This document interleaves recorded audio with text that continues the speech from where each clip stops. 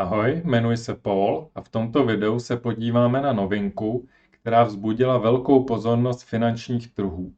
V úterý 18. ledna Microsoft oznámil, že hodlá koupit herní studio Activision Blizzard za cenu 68,7 miliard dolarů, tedy $95 za akcii. Toto je vskutku masivní akvizice a my se podíváme na bližší podrobnosti a můj názor na tuto akvizici. Na závěr také proberu, zda se zde nachází nějaká investiční příležitost. Activision Blizzard je jedním z největších producentů her na světě.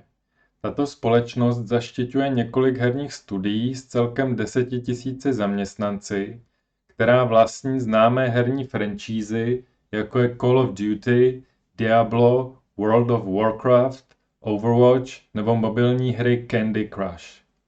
Celkový počet aktivních hráčů těchto her je 400 milionů.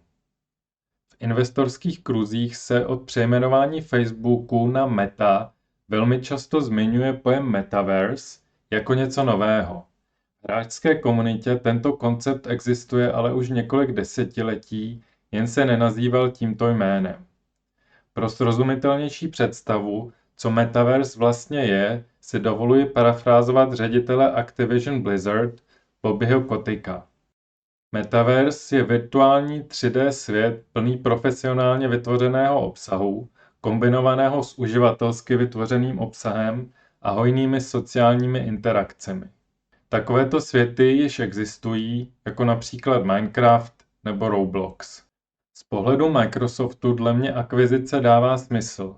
Není to příliš známé, ale Microsoft se už dlouhá léta v herním průmyslu prosazuje, ať už se jedná o Xbox od roku 2001, či o poměrně nedávnou akvizici Minecraftu. Obecně všichni hráči počítačových her, s výjimkou mobilních her, používají Windows a vedení Microsoftu jasně vidí v herním odvětví budoucnost. Nyní jsou na světě dle Microsoftu 3 miliardy hráčů a Microsoft očekává, že v průběhu příštích 10 let tento počet vzroste na 4 miliardy, což je skoro polovina obyvatelstva planety. Po provedení akvizice bude Microsoft třetím největším světovým vydavatelem her dle výnosů, hned po společnostech Tencent a Sony. Akvizice již byla odsouhlasena správní radou Activision Blizzard, zbývá tedy pouze, aby akvizici potvrdili její akcionáři. Dále bude nutné, aby akvizici posvětili regulační úřady. K tomuto se ještě vrátím. Dle prezentace by se měla akvizice uskutečnit ve fiskálním roce Microsoftu 2023, tedy mezi červencem 2022 a červencem 2023, tedy někdy v průběhu příštího 1,5 roku. Podívejme se nyní na finance společnosti. Zde na Morningstaru máme výsledky společnosti za posledních 10 let od roku 2011 do roku 2020 a vidíme, že výnosy nejdříve v podstatě stagnovaly, ale od roku 2016 rostou ze 4,5 miliardy na za posledních 12 měsíců to bylo 9 miliard. Takže za posledních 10 let výnosy vzrostly dvojnásobně. Když se podíváme na ziskovost, tak ta se nejdřív v průběhu těchto let zase stagnovala. Tady je nějaký výjimečný rok, to nevím proč. A zde pak v posledních letech zase ty zisky velmi vzrostly, takže za posledních 10 let se dá říct, že se zisky více než zdvojnásobily. I když těch posledních 12 měsíců jsou covidové, takže tady je třeba brát v potaz, že toto je, myslím, pro herní společnost výjimečně dobrý rok a nedá se očekávat, že takto budou růst lineárně i nadále. Když se podíváme, tedy viděli jsme ziskovost, je dobré si porovnat ziskovost s free cash flow, které by měly zhruba odpovídat, neměly by se nějak výrazně lišit. A tady vidíme, že free cash flow také je poměrně stabilní a nějak výrazně se neodlišuje v letech od zisků, od net income. A free cash flow za těch posledních 10 let zase, dá se říct, se o něco více než zdvojnásobila. Takže zase zde vidíme kvalitní růst. Další, na co se podíváme, je počet akcí, které nejdřív výrazně klesaly z 1 miliardy na 726 milionů. Tam se v poslední době drželi a v poslední době tedy trochu stoupají, ale to rozpouštění akcionářů není nějak výrazné, cca 5% za posledních, řekněme, 5 let. Takže to je zase z pohledu rychlé analýzy té společnosti v pořádku. Na co se u rychlé analýzy společnosti ještě rád dívám, to se podíváme na jeho finance, je dluh společnosti, takže zde balance sheet. Vidíme celkový dluh 3,6 miliardy, přičemž cash mají 10 miliard, to je více než dvakrát tolik než dluh, takže to je naprosto bez problémů. Navíc EBITDA v podstatě pokryje celkový dluh za 1 rok, takže z hlediska balance sheetu je na tom tahle společnost také dobře. A dnes ve středu se společnost obchoduje za $82,6, což znamená, to je PE ratio za posledních 12 měsíců kolem 24, 25, což na společnost, která za posledních pár let docela pěkně rostla, není úplně nějaká přepálená cena. Herní průmysl je cyklické odvětví, ono záleží zrovna na tom, jakou hru zrovna vydáte, jaký má úspěch. Pokud je to pecka, tak zisky rostou, pokud vydáváte jen propadáky, tak klesají. A to se nedá celkově nějak dobře předvídat, ale vzhledem k tomu, že celkově herní odvětví, předpokládám, do budoucna bude růst, tak klidně bych očekával, že za dalších 10 let by společnost své výnosy a zisky mohla zase zdvojnásobit. To, myslím, je poměrně konzervativní předpověď, nějak nereálná. Takže při takto zběžném pohledu na finance společnosti a i na její cenu se mi zdá společnost poměrně OK. Není to nějaký extra dobrý deal za tuhle cenu, ale zase ani nic hrozivého. Zde chci upozornit, že provádím pouze základní přehled financí. Všechna zde uvedená čísla z Morningstar a hlavně z Yahoo Finance nemusí být vždy přesná a v případě, že bych chtěl do společnosti investovat, tak bych provedl důkladnější analýzu a čísla bral z výročních a čtvrtletních zpráv společnosti, ne ze stránek jako je Yahoo nebo Morningstar. Když se díváme na tržní hodnotu akcie, tak vidíme, že v pátek před oznámením akvizice se akcie obchodovala za cca $64. Po oznámení akvizice vyskočila na současných osciluje mezi 82 a 83 dolary za akci. Proč je akcie na hodnotě $82 a ne blíže k $95, tedy na ceně, za kterou bude Microsoft akcie vykupovat? V případě akvizicí je obvyklé, že cena akcie se po ohlášení akvizice pohybuje velmi blízko nákupní hodnoty, zde by to tedy bylo těsně pod $95.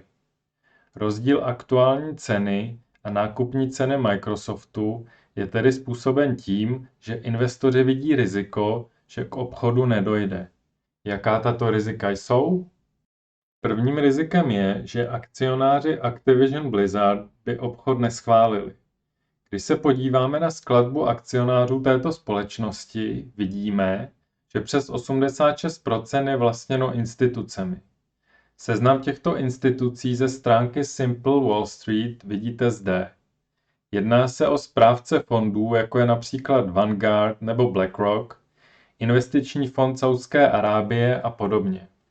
Nemyslím, že tito správci se budou chovat aktivně a že by obchod smetli ze stolu. Toto riziko je, myslím, malé. Druhým rizikem, které, myslím, trhy považují za relevantnější, je politické riziko. Obava z reakce regulátorů a politiků. V posledních pár letech se z Washingtonu stále výrazněji ozývají hlasy volající po regulaci velkých technologických společností a zamezení sílení jejich monopolů. Týká se to především Facebooku, Google nebo Amazonu. Microsoft v poslední době v tomto směru zmiňován nebyl, Nicméně tato akvizice může podobnou rétoriku vyvolat. Myslím, že reálně ale k zamezení akvizice nedojde, jelikož i po ní bude Microsoft až třetí největší herní společností na světě. Po již dříve zmiňovaném čínském Tencentu a japonském Sony. Politici a regulátoři by těžko obhajovali boj proti monopolům tím, že zamezí vzniku třetí největší společnosti. Zároveň by tím omezovali konkurenceschopnost amerických firm vůči firmám zahraničním. To myslím neprojde a proto toto riziko také považuji za poměrně malé. Dalším rizikem může být, že při auditech spojených s akvizicí by vyplavaly na povrch nějaké nesrovnalosti v účetnictví Activision Blizzard. Zde bych zase spoléhal na manažery Microsoftu, že svou analýzu a kontroly provedli důkladně už předtím, než takto velký obchod ohlásili veřejnosti. Nyní se podívejme, zda se ve společnosti Activision Blizzard skrývá investiční příležitost. Nyní nemá smysl počítat vnitřní hodnotu akcie, vytvořil jsem pouze takovouto tabulku rizikového profilu akcie. Takže ta analýza je v krátkém období 1,5 roku, protože v tomto období dle prohlášení Microsoftu má k akvizici dojít. A zde mám 3 různé scénáře. Scénář 1 počítá s tím, že akvizice proběhne. Zde je aktuální cena akcie a zde výsledná cena. To je cena, za kterou by Microsoft akcie nakupoval. Výpočet ziskovosti mi vychází 15,5%. A tomuto scénáři jsem přiřadil pravděpodobnost, že se uskuteční 89%. Scénář druhý je, že akvizice bude zrušena, ať už z jakéhokoliv důvodu, dříve jsem nějaké zmiňoval, takže tam aktuální cena je zase 82,25, výslednou cenu jsem dal 64, což je cena, za kterou se akcie obchodovala v minulém týdnu před ohlášením akvizice. Předpokládám, že pokud by se v tuto chvíli akvizice neuskutečnila, tak po nějaké době by se cena ustálila opět na těchto $64 a v tom případě by ziskovost byla minus 22%. Pravděpodobnost tohoto scénáře dávám, řekněme, 10%. A scénář 3 je, že Activision zkrachuje. Tento scénář dávám tomu pouze 1%, ale myslím, že je důležité pro investory si vždy uvědomit, že investování do akcí je riziková investice a prostě může se něco podělat a člověk o své peníze může přijít, takže proto dávám ztrátě všech finančních prostředků 1%, i když myslím si, že je to přehnaná pravděpodobnost. Pokud bych měl tedy obchod zhodnotit, jedná se o podobný rizikový profil jako nákup high yield dluhopisů. To znamená, že mám předem daný poměrně jistý výnos, který ale také určitě nepřekročí hranici 15,5%. Obchod se zdá poměrně málo rizikový, nicméně riziko poklesu ceny zde je. Z tohoto důvodu sám zvažuji, že bych drobnou část kapitálu určeného pro méně rizikové investice do tohoto obchodu vložil. Nejsem ještě plně rozhodnut. V lepším případě očekávám, že 15% zisku získám dříve než za 1,5 roku, tedy poté, co obchod schválí regulátor. V horším případě mi zůstane v ruce poměrně kvalitní společnost, kterou jsem koupil za neúplně ideální cenu, nicméně za cenu, která není extrémně přepálená. V tom případě bych se dál rozhodoval, zda společnost podržet, nebo zda pozici co nejdříve zlikvidovat. Jelikož herní průmysl v budoucnu jistě bude růst, nebránil bych se ani držení pozice. Na závěr upozornění, že toto video není finančním ani daňovým poradenstvím. Video má zábavně vzdělávací charakter a informace v něm sdělené jsou pouze mými názory bez jakékoliv právní závaznosti. Přeji hodně zdarů!